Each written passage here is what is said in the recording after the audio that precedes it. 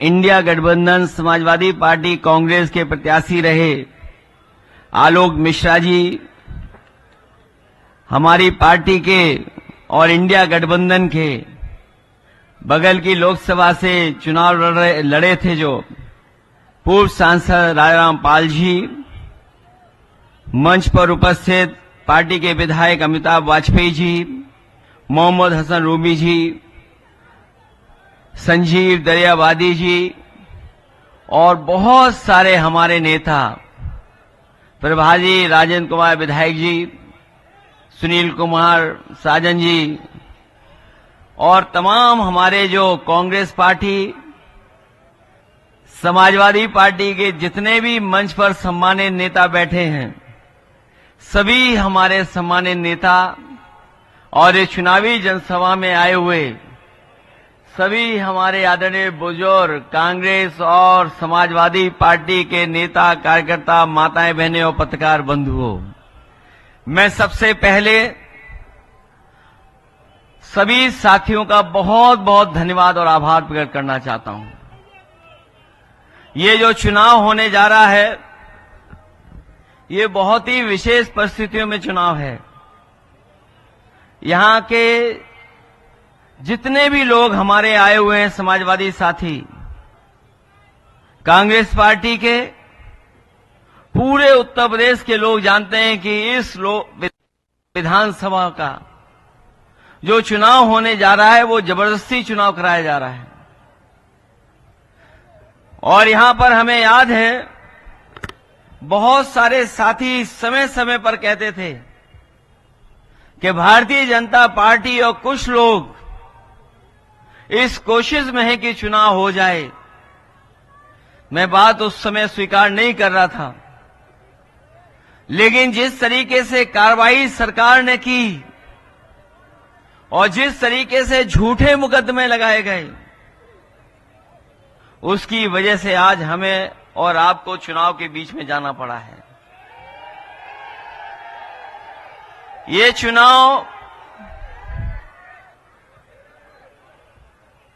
ये चुनाव केवल कानपुर का चुनाव होने नहीं जा रहा है।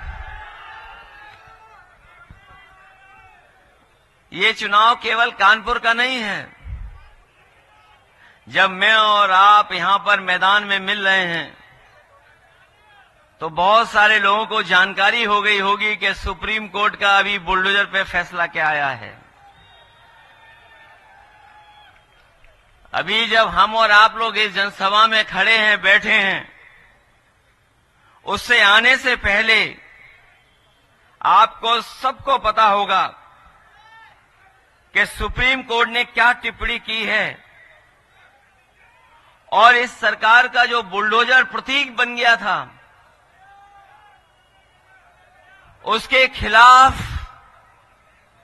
जो टिप्पणी की है और सुप्रीम कोर्ट में जो लाइनें रखी गई हैं,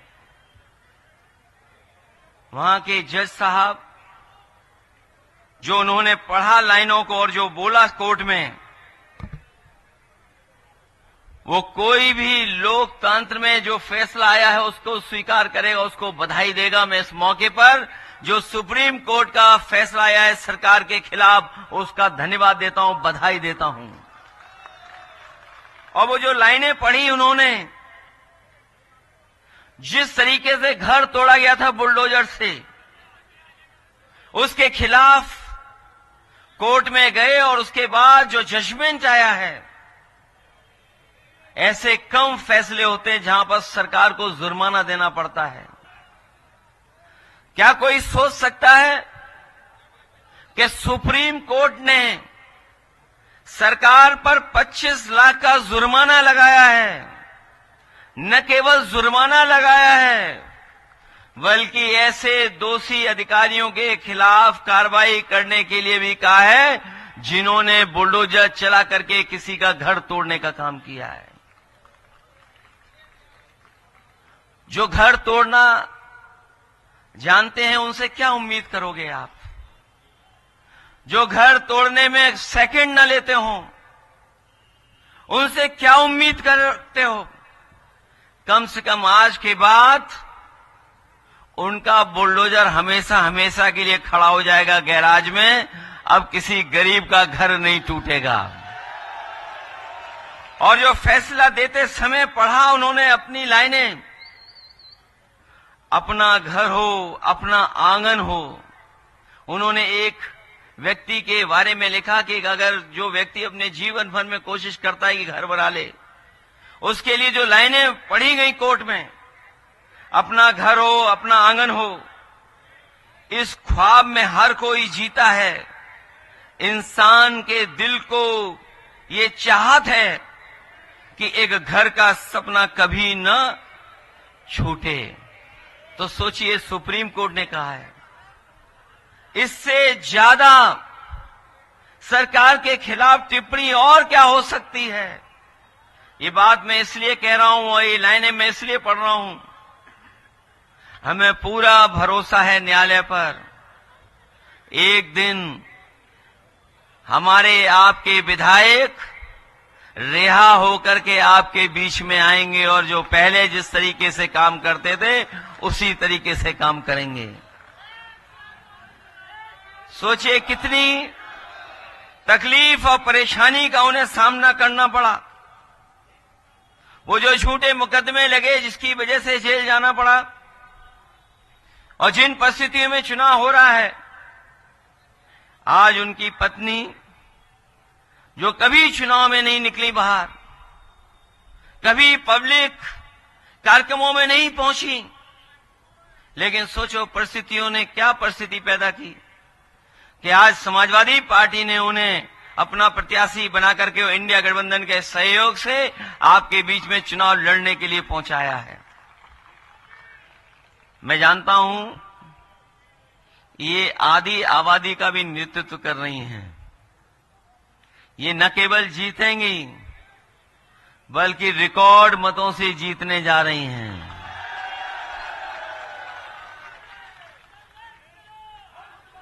इसीलिए आपने देखा होगा लोग जो बीजेपी वाले हैं वो घबराए और डरे हुए तो है ही हैं, लेकिन जब से उपचुनाव की तारीखें आ गई हैं वो कुछ हिले हुए दिखाई दे रहे हैं। और याद रखना, जो टालेंगे वो चुनाव हारेंगे। और अगर मैं सच्चाई कहूं और प्रतिशत के हिसाब से कहूं तो इस बार भारतीय जनता पार्टी 100% चुनाव हारने जा रही है। और सीटों की गिनती से बोलूंगा तो मैं इस बार 9 की 9 सीटें हारने जा रहे हैं। न केवल हारने जा रहे हैं बल्कि लोग जो हिले डुले और डरे दिखाई दे रहे हैं, जिस तरीके से फैसले आ रहे हैं, जिस तरीके से महाराष्ट्र से आवाज आ रही है, चुनाव वहां हारेंगे और देखना उत्तर प्रदेश की कुर्सी अपने आप चली जाएगी। कोई कुर्सी को नहीं रोक सकता। इसीलिए चुनाव टाले गए। बताओ, चुनाव टाले गए घबरा करके कि नहीं टाले गए? पहले तो चुनाव उन्होंने अयोध्या वाला टाल दिया। वो नहीं चाहते थे कि दोबारा जनता वहां हरा दे उन्हें, क्योंकि मुख्यमंत्री जी खुद गए वहां पर, और एक बार नहीं गए, 3 बार गए वहां पर।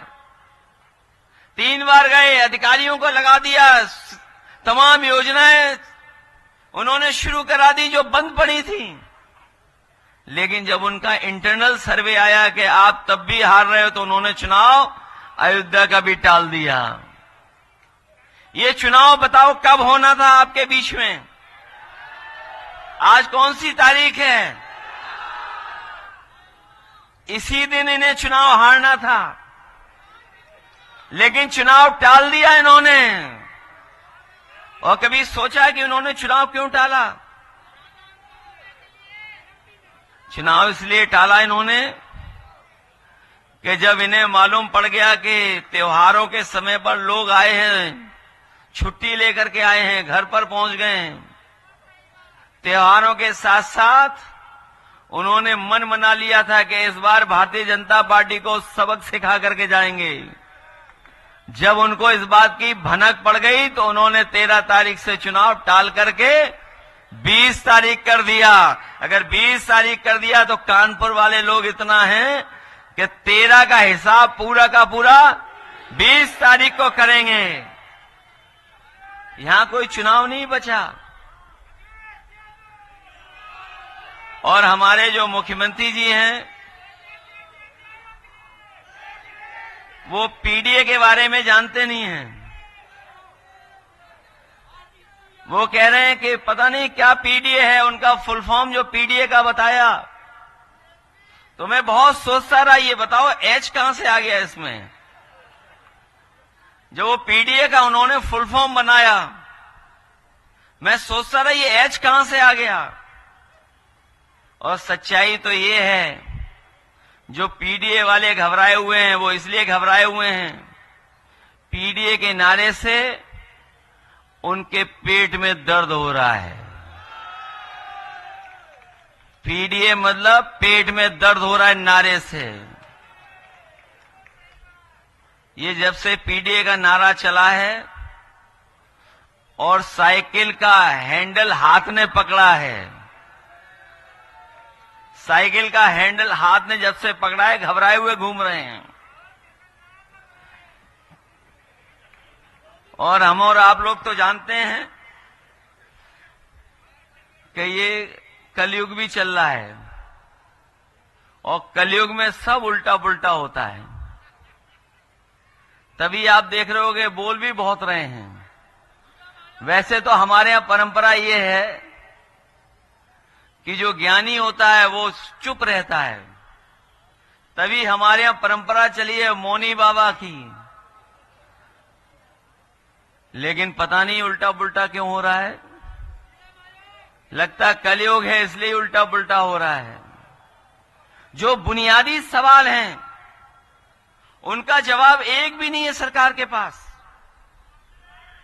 सोचिए आप, जो बुनियादी सवाल आज है, आज सबसे बड़ा सवाल ये खड़ा हो गया है कि नौजवान हजारों की संख्या में धरने पर बैठा है प्रयागराज में।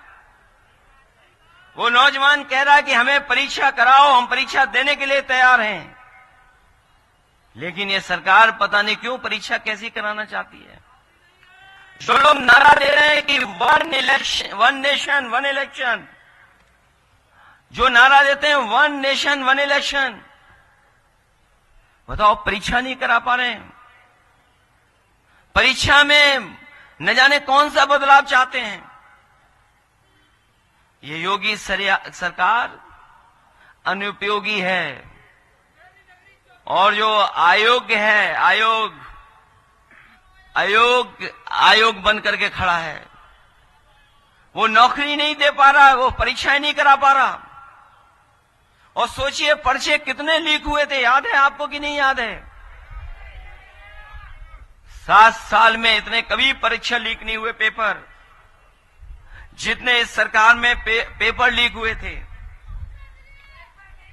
और लगातार पेपर लीक हुए थे और उसका परिणाम यह हुआ था कि नौजवानों ने उत्तर प्रदेश के लोकसभा के चुनाव में जनता का साथ लेकर के इनके खिलाफ मतदान कर करके ऐतिहासिक हार दिलाई थी उत्तर प्रदेश से।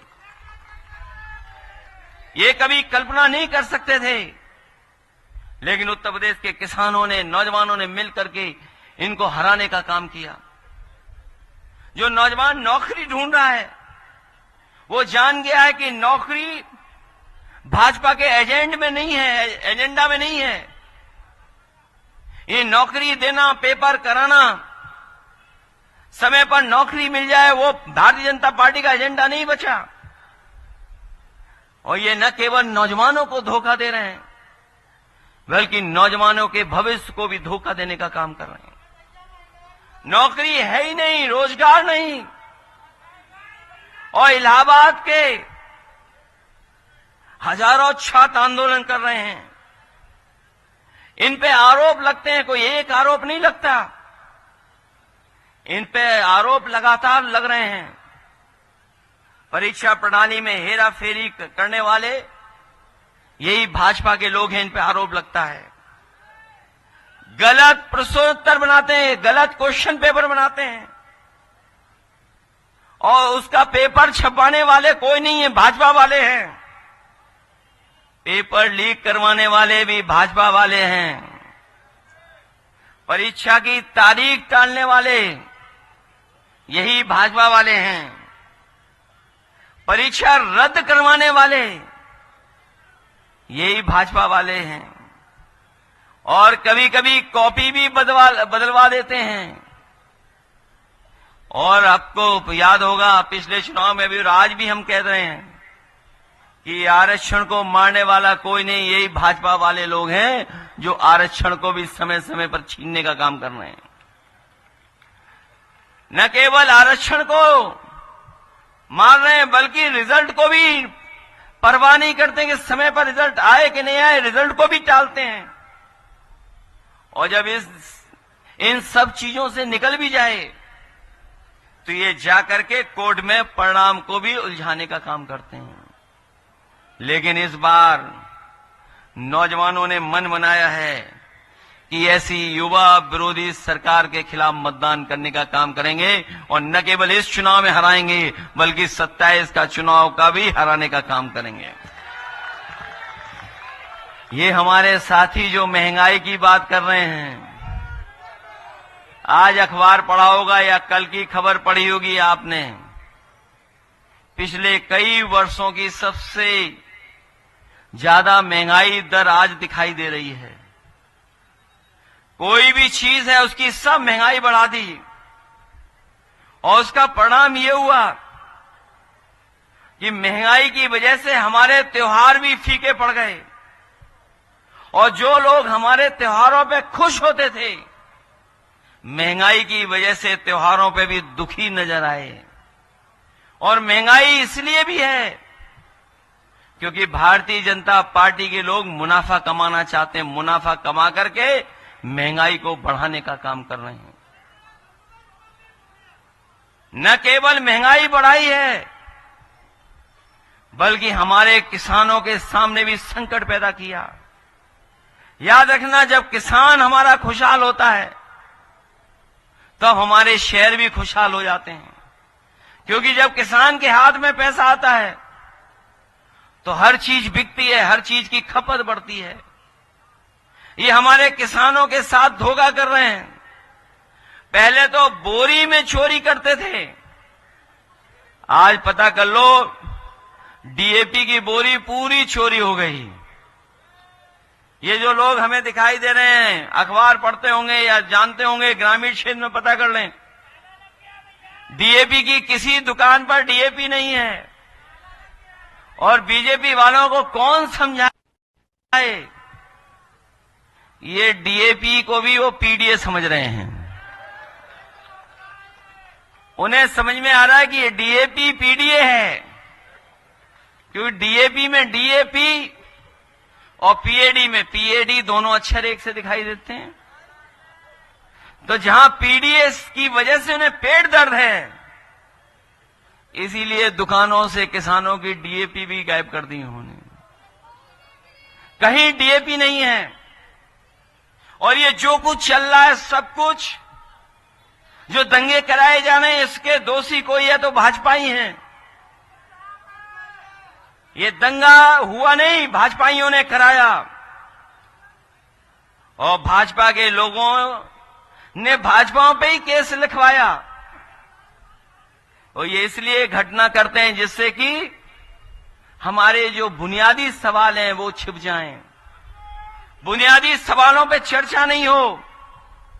इसीलिए जानबूझ करके ये समय समय पर नए नए नारे लेकर के आते हैं। ये जो नकारात्मक नारे हैं कभी जनता स्वीकार नहीं कर सकती है। ये जो निगेटिव सोच के लोग हैं वो कभी भी जनता के बीच में कामयाब नहीं हो सकते हैं। हालांकि हमारे समाजवादी साथियों ने, कुछों ने तो अखबार पढ़ा होगा, लेकिन अंग्रेजी का अखबार बहुत से लोग नहीं पढ़ते हैं।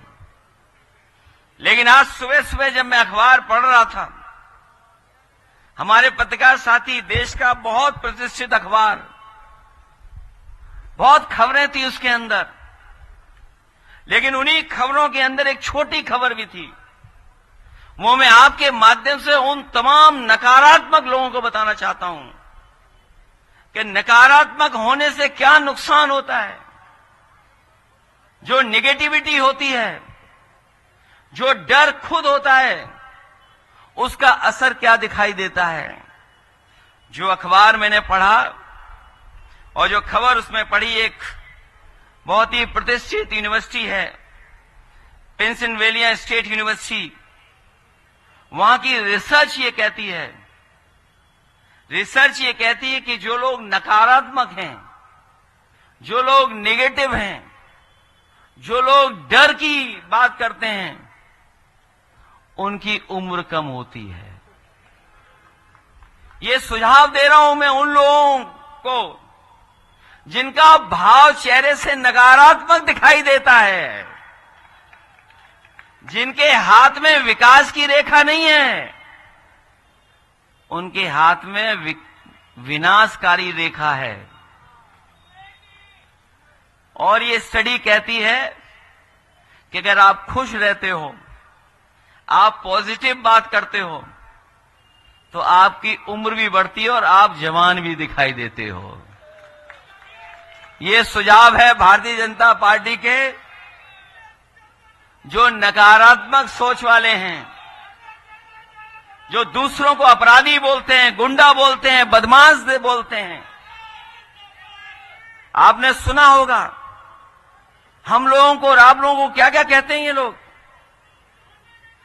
कभी अपराधी कहते हैं, कभी माफिया कहते हैं, कभी गुंडा कहते हैं। मुझे तो लगता है कि जब वो घर से निकलते हैं तो आईना नहीं देख करके निकलते हैं। इसलिए नेगेटिव पॉलिटिक्स को इस बार कोई हराने जा रहा है तो आपकी ये पीडीए की आवाज इनको हराने जा रही है। यही पीडीए प्रोग्रेसिव पॉलिटिक्स का एक हिस्सा है। ये न केवल प्रोग्रेसिव पॉलिटिक्स पीडीए है, बल्कि हमारी आपकी पॉजिटिव पॉलिटिक्स है। हम लोग नेगेटिव पॉलिटिक्स नहीं करते, हम लोग पॉजिटिव पॉलिटिक्स करते हैं। और ये भाजपाई भी जानते हैं कि भाजपा बचाने वाली पार्टी नहीं है, फंसाने वाली पार्टी है। ये लोगों को बचाते नहीं है, लोगों को फंसाने वाले लोग हैं। इसलिए मैं आपसे इस चुनाव में आप सब लोगों से अपील करने आया हूं और मदद मांगने आया हूं कि जहां किसान का सवाल है, नौजवान का सवाल है, महंगाई का सवाल है, नौकरी बेरोजगारी का सवाल है, भारतीय जनता पार्टी के पास कोई जवाब नहीं है। और अब तो इनका बुलडोजर सुप्रीम कोर्ट रोक रहा है। जो लोग इनकाउंटर करके राजनीति कर रहे थे, आपने वो भी पढ़ा होगा और सुना भी होगा कि इन्हीं के सरकार के रहे पहले डीजीपी ये पुलिस को कह रहे हैं कि आज जो आप इनकाउंटर कर रहे हो, कल जब जांच होगी आपकी और जब दोषी पाए जाओगे, पकड़े जाओगे, जेल चले जाओगे, तो आपकी मदद करने कोई नहीं आएगा, सरकार वाले भी मदद करने नहीं आएंगे। इन्हीं के डीजीपी कह रहे हैं जो पहले बने थे। और सोचिए सरकार की सोच कैसी है कि अगर एक इनकाउंटर हो गया, उस पर उंगली उठ गई, तो सरकार कहती है कि अगर ये इनकाउंटर हुआ है, अगर गलत हुआ है, तो इसको बैलेंस करने के लिए एक और इनकाउंटर कर दो। बताओ, सोचो, आप कभी सोचिए जाकर के कि एक इनकाउंटर को बैलेंस करने के लिए दूसरा इनकाउंटर कैसे हो सकता है। ये नकारात्मक लोगों की सरकार है। इनके चेहरे से नकारात्मक भाव दिखाई देता है। इसलिए इस चुनाव में हम आपसे मदद मांगने आए हैं।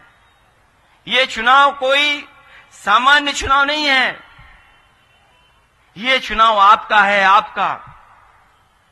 ये सरकार के लोग चाहते हैं कि समाजवादी लोग हार जाए, लेकिन मैं ये जानता हूं ये सरकार कितनी भी ताकत लगा दे, लेकिन जनता इस बार इनको हरा करके भेजेगी। जनता का चुनाव है, ये जनता जिताएगी।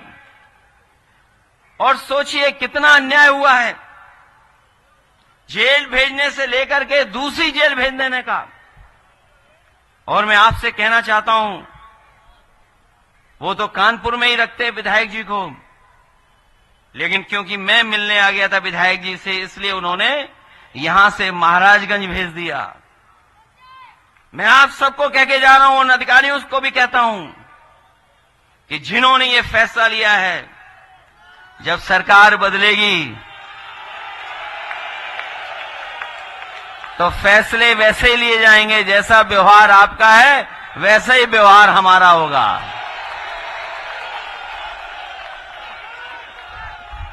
जैसा व्यवहार आपका है, आपका अगर प्यार का व्यवहार है तो हमारा भी प्यार का व्यवहार रहेगा। आप अगर हमारे साथ अन्याय करेंगे तो उस अन्याय को हम लोग भूलने वाले नहीं हैं। इस बार ये अन्याय नहीं भूलेंगे। और अभी मैंने कुंदरकी जब मैंने कहा, कुंदरकी में मैंने जब कहा कि अधिकारियों के खिलाफ मैंने ज्यादा बोल दिया, तो कुछ अधिकारियों ने कहा कि मत बोलिए, हम तो आपके साथ ही हैं।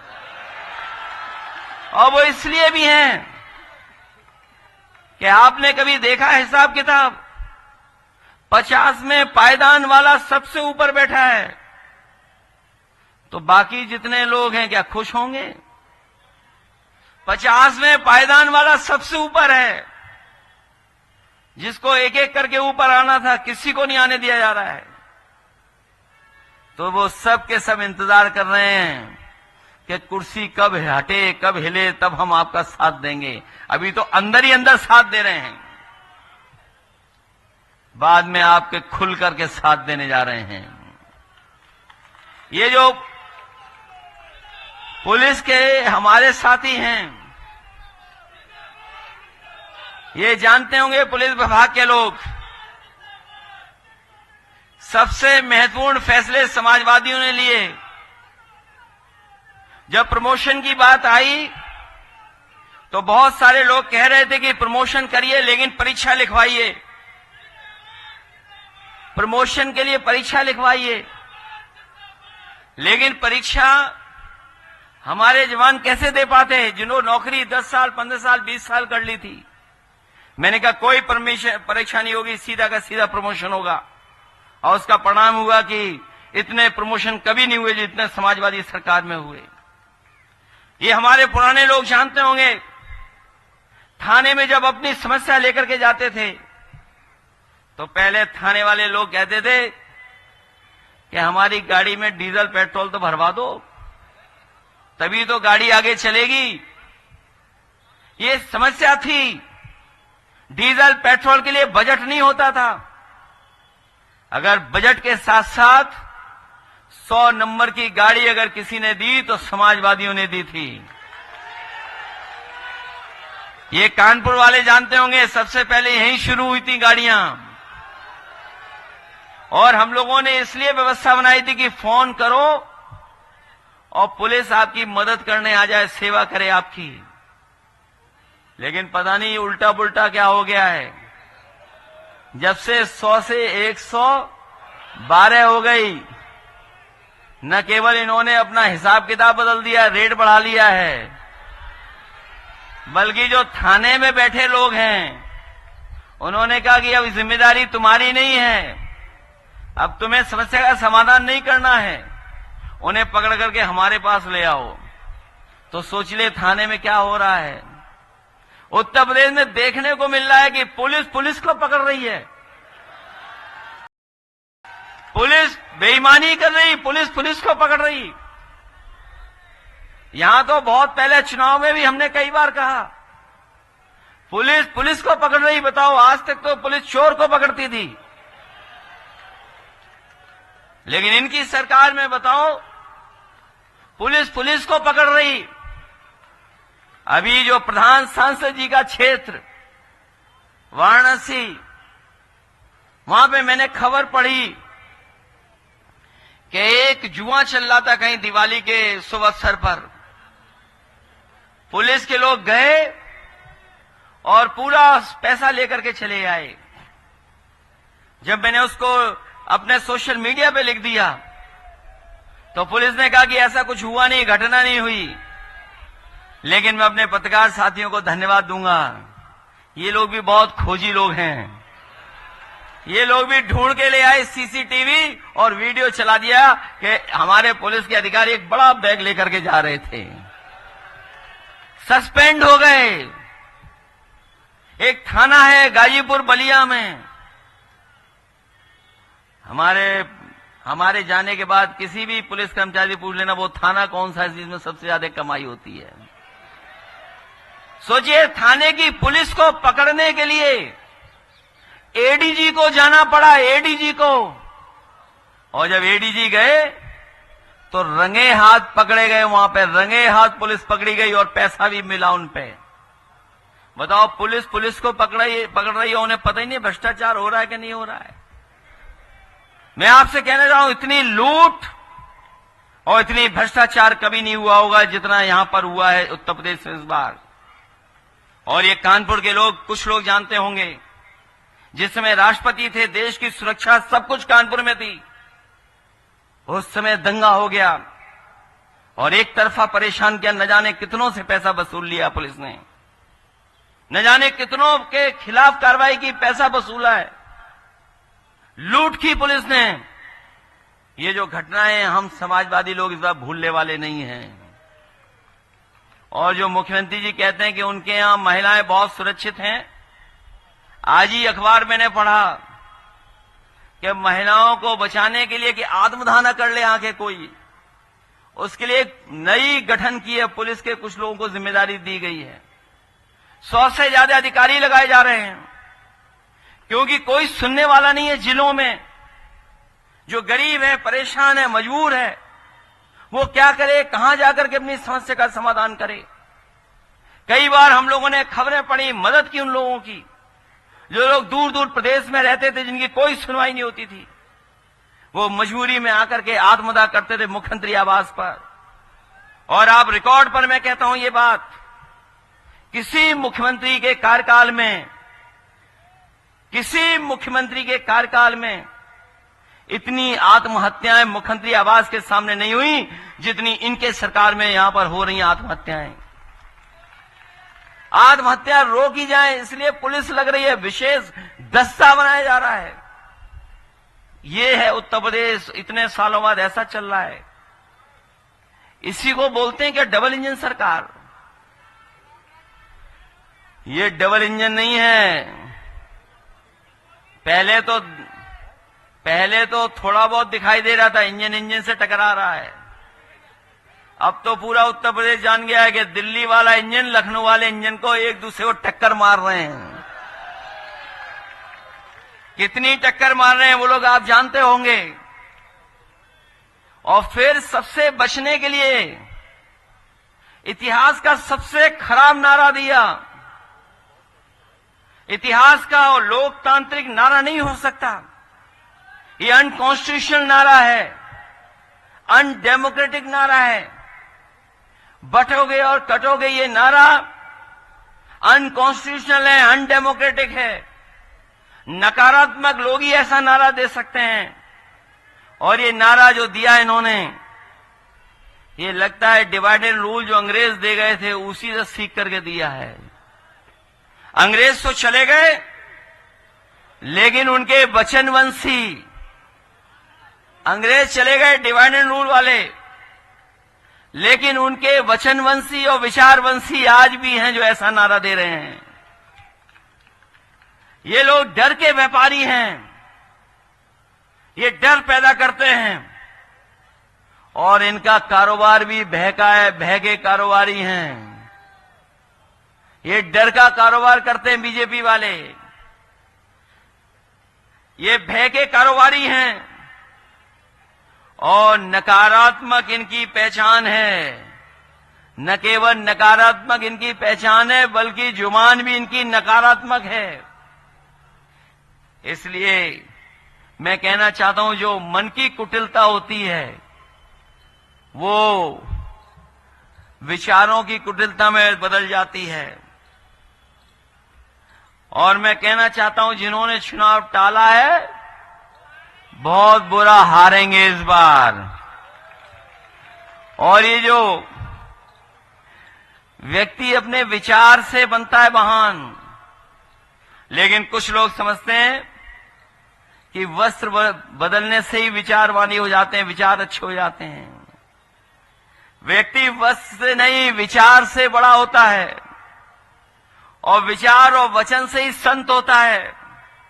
और अगर वो संत नहीं होगा तो उसका अंत भी इस बार जनता करने का काम करेगी।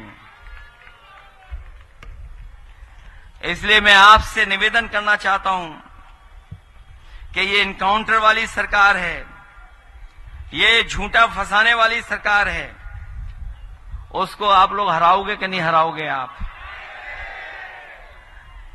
ये चुनाव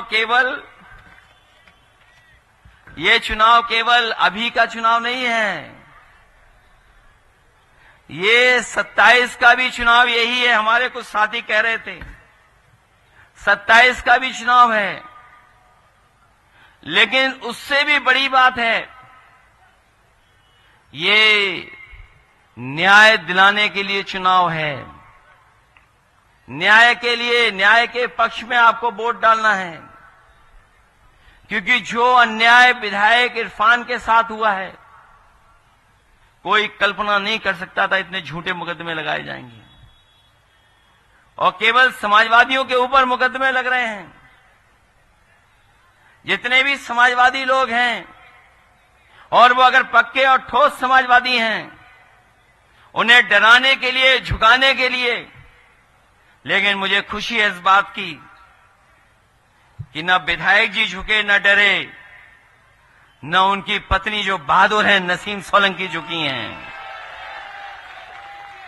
न उनकी पत्नी झुकी, न मां कहीं झुकी। वो अन्याय के खिलाफ लड़ रही हैं। और अगर इनके आंख से आंसू निकले हैं तो लोकतंत्र में एक भी आंसू सरकार को गिरा सकता है। आंसू निकलने का मतलब इस सरकार ने कितना दुख और परेशानी दी है। झूठा फंसा दिया और कोई सुनवाई नहीं। इसीलिए तो हम कह रहे थे कि संविधान को मानते नहीं हैं, ये लोकतंत्र को मानते नहीं हैं। और याद रखना, संविधान बचाने की लड़ाई हम लोग थोड़ा बहुत जीते हैं, अभी हम लोग लड़ाई पूरी नहीं जीते हैं। लड़ाई तब जीतेंगे जब दिल्ली और लखनऊ से दोनों सरकारें भारतीय जनता पार्टी की हट जाएंगी। ये संविधान बचाने के रास्ते पे लोग हम लोग चलते हैं। बाबा साहब भीमराव अंबेडकर जी ने जो हमें ताकत दी है, उस चुनाव में भी हम कह रहे थे, अभी का चुनाव जो लोकसभा का गुजरा, उसमें भी हम लोग यही कह रहे थे कि संविधान हमारी संजीवनी है। बाबा साहब भीमराव अंबेडकर जी ने जो संविधान दिया है, वो संविधान हमारी ढाल है, वो संविधान हमारी सुरक्षा है, वो संविधान हमें शक्ति देता है। ये संविधान हमारा रक्षा कवच बनकर के काम करता है। इसलिए ये संविधान हमारा संजीवनी है। ये न केवल आप इस परिवार को न्याय दिलाने के लिए वोट डालने जा रहे हैं, बल्कि संविधान बचाने के लिए भी आप लोग वोट डालने जा रहे हो। ये सरकार अभी सुधरी नहीं है। जो पढ़ाई में, जो नौकरी में आरक्षण मिला था, जो नौकरी और पढ़ाई में आरक्षण मिला था, उससे भी खिलवाड़ कर रहे हैं ये लोग। हालांकि हाई कोर्ट, सुप्रीम कोर्ट मदद कर रहा है, लेकिन उसके बावजूद भी संस्थाओं में इन्होंने लोगों को बैठा दिया है। जो संस्थाएं बैठी हैं, अभी उन संस्थाओं से हमें न्याय दिलाना है आपको। इसलिए बाबा साहब भीमराव अंबेडकर जी के रास्ते पे चलने वाले लोग और तमाम उनको मानने वाले लोगों से मैं अपील करना चाहता हूं कि हम समाजवादी लोग लोहिया के विचार और बाबा साहब भीमराव अम्बेडकर के विचारों को लेकर के आगे बढ़ेंगे। कोई भी जोखिम उठाना पड़ेगा, लेकिन हम लोग संविधान को खतरे में नहीं आने देंगे। संविधान को बचाने के लिए कुछ भी करेंगे। इसलिए मदद करिए आप लोग। और ये पुराना परिवार समाजवादी है। मुझे याद है कि नेताजी मुख्यमंत्री थे, हाजी मुश्ताक सोलंकी साहब इनके पिताजी विधायक थे, और उस समय कानपुर के विकास के लिए बहुत चिंता करते थे। एक बार आए, बोले कि हमें ये बड़ा बाजार बनवाना है। हमने कहा ये तो कानून बना ही नहीं है, ऐसा कानून बन ही नहीं सकता जो आप प्रस्ताव लेकर के आए हो। हम लोग नेताजी के पास गए मिलने, और नेताजी से जब कहा जाकर के ये ऐसा प्रस्ताव है, सब अधिकारी मना कर रहे हैं। नेताजी ने कहा मैं मुख्यमंत्री हूं, जो भी प्रस्ताव ये लेकर के आए उसके लिए कानून बनाओ और पास कर दो। शायद वो कानपुर के लिए, और उस समय हाजी मुश्ताक सोलंकी साहब थे, उनकी वजह से वो कानून बदल करके नेताजी ने उस समय बनाने का काम किया। उसकी वजह से न जाने कितनों को लाभ पहुंचा। विकास हो चाहे, और हमारे मुख्यमंत्री जी कह रहे थे कि कानपुर में मेट्रो चल रही है। बताओ कोई उन्होंने चलाई मेट्रो? अगर मेट्रो किसी ने दी है तो आपको याद होगा, आपके विधायक जी भी मंच पे खड़े थे जब हम लोगों ने उसका शिलान्यास करने का काम किया था। याद है कि नहीं याद है? हालांकि विधायक जी का क्षेत्र में तो काम कर ही रहे थे। उन्होंने कहा कि ये हमारा बहुत महत्वपूर्ण बाजार है, नवीन मार्केट, इसको भी अच्छा कर दो। हम लोगों ने काम शुरू कर दिया था, अच्छा करना बनाना शुरू कर दिया था। जितना बनाया समाजवादियों ने, उसके आगे पार्किंग भी ये सरकार नहीं बना पाई। बताओ कहीं पार्किंग बना पाई? और जो टेंडरी के कारोबार से जुड़े लोग होंगे, समय समय पर उन्हें अपनी टेंडरी बंद करनी पड़ती थी। छोटी बड़ी टेंडरियों के ऊपर संकट लाते हैं। हम अपने सभी कारोबारी, छोटे बड़े कारोबारियों को कह के जा रहे हैं, चाहे हमें 1000 करोड़, 2000, 3000, 5000 करोड़ खर्च करना पड़े, लेकिन कानपुर का जो सबसे पुराना काम है, टेंडरी के काम को हम रुकने नहीं देंगे पर्यावरण की वजह से। और जो लोग उस समय की जानकारी रखते होंगे, वो जानते होंगे कि टेंडरी एसोसिएशन के अध्यक्ष और कुछ महत्वपूर्ण एक्सपोर्टरों को मैंने इटली भेजा था। इटली में किस तरीके से टेंडरी चल रही हैं, किस तरीके से कैसे पॉल्यूशन न हो पाए, उसकी वजह से हमारा कारोबार रुके नहीं।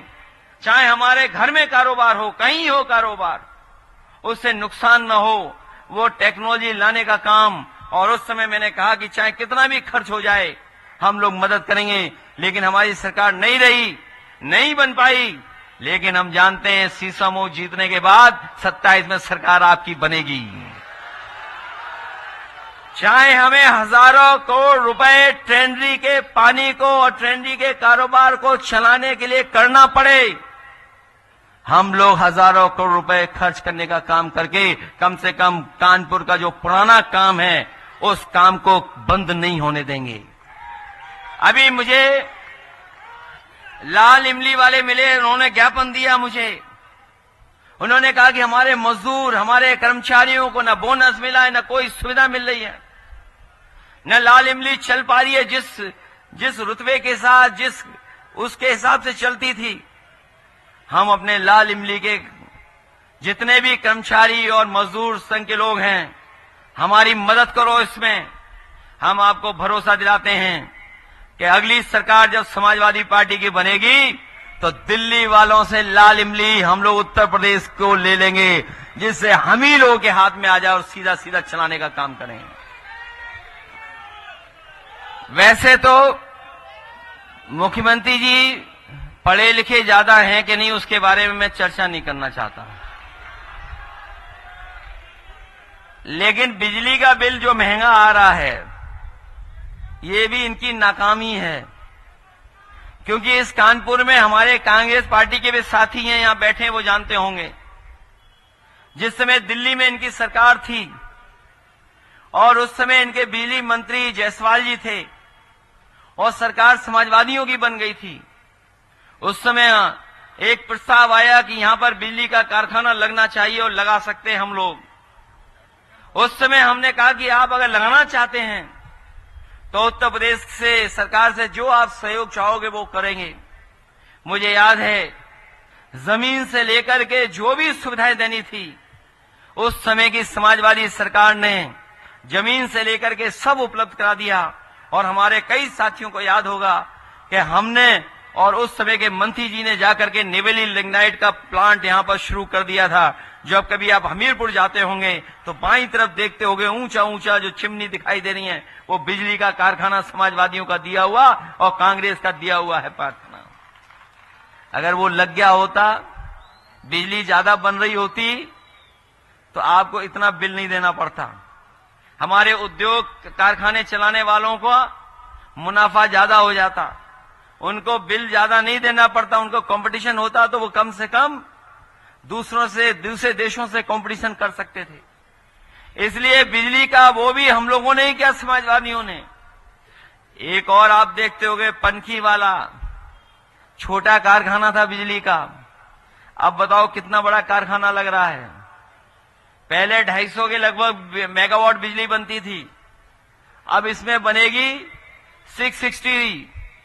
लेकिन हमारे मुख्यमंत्री जी आज तक नहीं बोल पाए हैं, आज तक न उस प्लांट का नाम बोले हैं न इस प्लांट का नाम बोले हैं।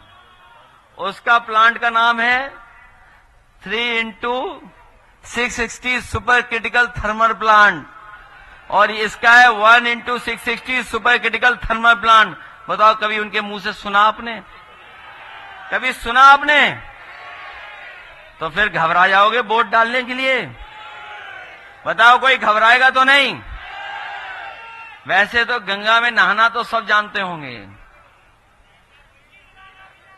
गंगा में नहाना तो जानते होंगे, पानी में नहाना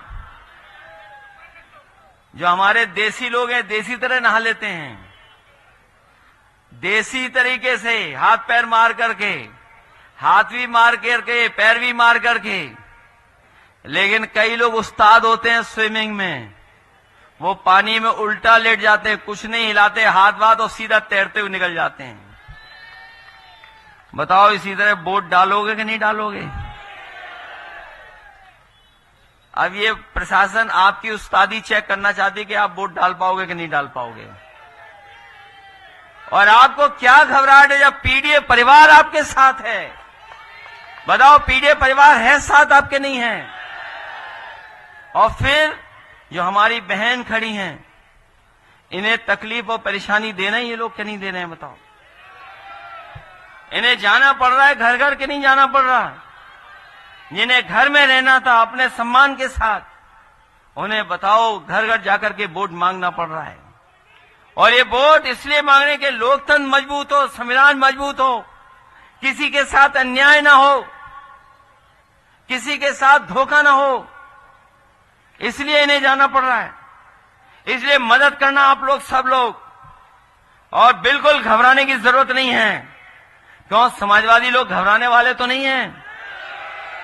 आपने वो तस्वीर तो देखी होगी, एक बार जेपी-नाइसी में मैं जा रहा था जयप्रकाश जी की प्रतिमा पे अनावरण करने, और जब अनावरण के लिए रोका कि आप प्रतिमा पर अनावरण नहीं कर सकते, माला नहीं डाल सकते हैं, तो मैं जाकर के देखा कि गेट है लेकिन गेट बहुत ऊंचा नहीं है।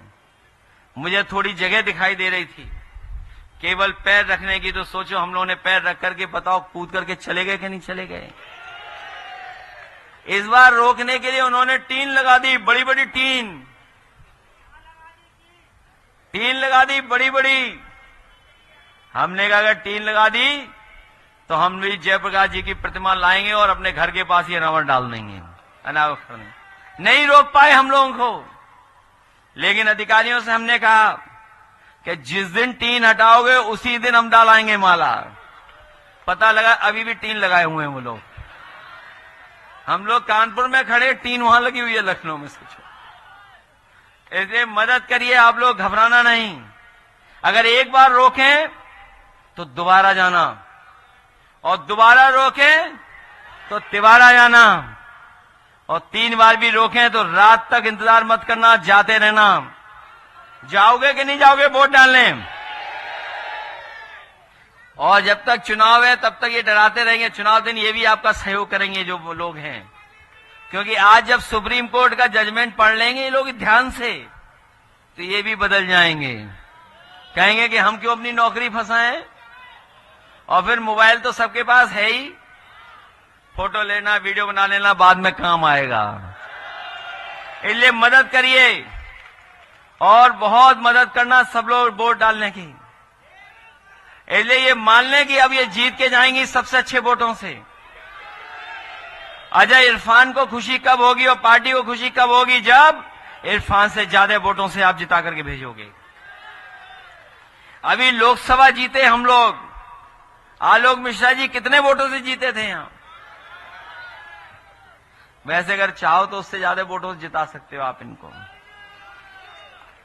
और ये हमारे नेता लोग हैं, हमारा सबसे निवेदन है उस मंच वालों से भी, इनके सबके घर कानपुर में हैं। कोई कहीं का नेता हो लेकिन सबके घर कानपुर में हैं, चाहे उधर देख लो चाहे इधर देख लो।